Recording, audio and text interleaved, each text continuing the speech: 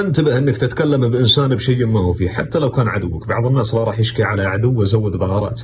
يا اخي ما سمعت حديث الرسول عليه الصلاة والسلام ان من رمى مسلما بشيء يريد شينه، يعني يبغى شو صورته، حبسه الله على جسر جهنم حتى يخرج مما قال. خليك صاحب مروءة حتى بالعداوة، خليك كفو مع عدوك. قولوا المشكلة لا زيادة ولا نقصان. ولا الثاني اللي يجيك يتكلم على الناس من باب الطاقة ويشوه صورة هذا ويجرح هذا، ترى والله هذا من الظلم، وأن جميع أحاديث الظلم تنطبق عليك، وأن المظلوم هذا اللي أنت شوهت صورته ليس بينه وبين الله حجاب، دعوة تهلكك وتعدم حياتك كلها. واحد سأل فلان، قال فلان وش رأيك فيه؟ قال والله 7 نعم. قال ما شاء الله من يحظى بهذا النعم؟ قال كافيني شره.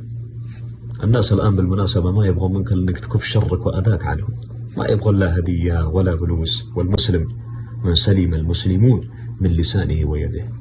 انتبه من دعوة تأتيك بسبب تشويه صورتك للناس تهلكك طول عمرك.